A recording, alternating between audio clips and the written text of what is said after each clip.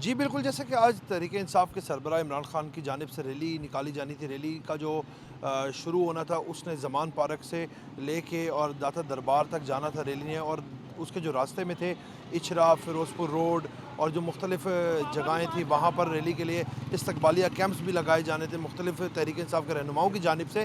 तो सूरत हाल ये पैदा हुई कि लाहौर में हुकूमत की जानिब से दफ़ा 144 नाफ़िज़ कर दी गई और ज़मान पार्क को बिल्कुल ब्लॉक कर दिया गया।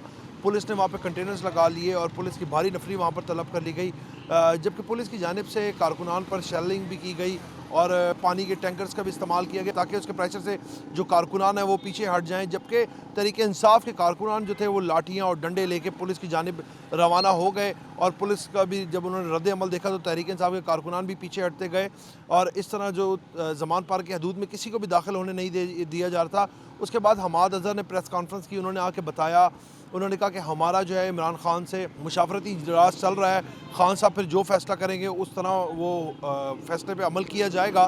फिर शेख रशीद ने भी प्रेस कॉन्फ्रेंस की आगे, इसी तरह मुसर्रत जमशेद चीमा ने भी प्रेस कॉन्फ्रेंस की।